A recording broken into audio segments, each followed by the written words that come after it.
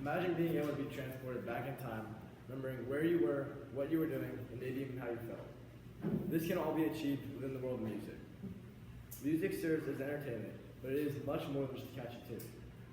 Music is linked to memory, shaping the way we recall past events and influencing how we experience nostalgia. Music is not just a form of pleasure, but also a trigger for memory formation, emotional recollection, and personal identity. The stimulus consisted of mainly articles about memory, nostalgia, and Alzheimer's disease. The two stimulus materials that stuck out to me the most were false nostalgia and Selenidad. These two stimulus materials reminded me of a realization I recently had. On road trips with my family, my parents used to always play music from their childhood or 80s music. Although I was on my phone or watching a movie, I still heard this music subconsciously. Recently, I've gotten more and more into this type of music, and it concerned me and confused me, because everyone else my age listens to mainly rap. I wonder what the reason behind this is, that every time I listen to this music, I teleport back into the back seat of my parents' car. Naturally, I wanted to know the connection here, so I did my research. First, let's consider how music involuntarily triggers memories. Neuroscientist Coder explains that music is deeply embedded in the brain's neural connections and has been used for psychological enrichment for centuries. Music evokes autobiographical memories, according to Jabowski from Durham University, states happen spontaneously. You don't actively try to remember an event, but when a familiar song plays, memories start to flood back. Think about Billy Joel's "We Didn't Start the Fire." While it may seem like just a fast-paced song with a bunch of random names, it actually brings historical events and figures back to life, making them more memorable. Similarly, Maroon 5's "Memories" is an emotional tribute that helps listeners recall lost loved ones. When listeners sing along to these songs, they not only feel the melody and excitement of the song, but also the memories of historical events and figures are brought back. This natural association between music and memory proves that music does more than entertain. It preserves history and personal experiences. Beyond triggering old memories, music helps us create new ones. Jacques, a neuropsychologist, found that emotions enhance memory formation, and because music evokes strong emotions, it helps solidify memories. For example, if a couple has a song that was played at their wedding, hearing that song years later could bring back the excitement and joy of the moment. The same applies to music from our childhood. Songs associated with certain times in our lives become more embedded in our memory. This is why music is used in medical settings.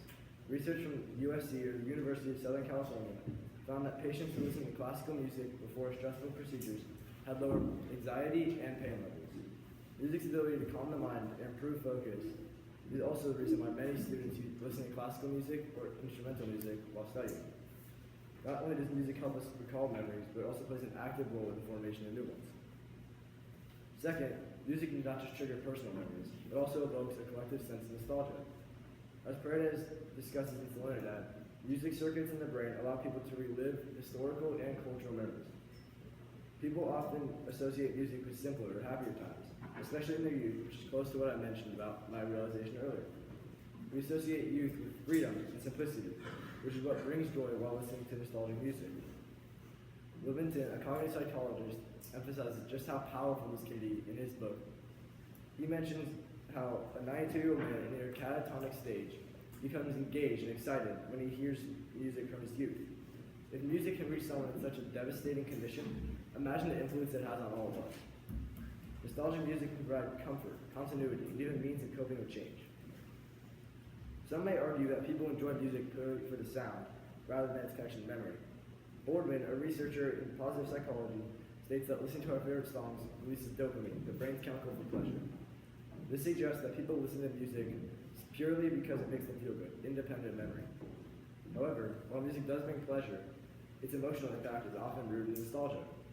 Studies on false nostalgia show that people tend to idolize their past, believing life was better when they were younger. Since music is linked to memories, people often mistakenly think it's the music making them happy, when in reality it is the music associated with it. It supports the idea that music and memory are inseparable. Music is not just about melodies or entertainment. It is a powerful force that shapes our memories and identities. It involuntarily triggers recollections of past events and helps solidify new memories. And it evokes deep nostalgia. The songs we listen to throughout our lives becoming better than our identity, influencing our emotions and sense of self. Whether it's through historical references we didn't start the fire, or personal experiences and memories, or the comforting sounds of our childhood favorites, music is an essential part of the human experience. So next time you hear a song from your past, take a moment to think of the memories it brings back. Music is not just a sound, it is a bridge to our history, emotions, and personal stories. Thank you. Thank you, Hudson. Hudson, how did your research evolve as you went through the process? So at first I was looking for research about the scientific reason behind it, but then I realized there wasn't a lot of that because it's kind of like gray area in this. And also I didn't decide to follow that because I didn't want it to be informative, I wanted it to be more argumentative. Okay. And then how did you use the conclusions or questions of others to advance your own research? So kind of what I was saying after that, I wanted to use my own story, but people kind of thought it was like hard to incorporate into it and questioned like how that would work. But I decided to put it with the stimulus, so I thought it connected well with that part. Okay, thank you.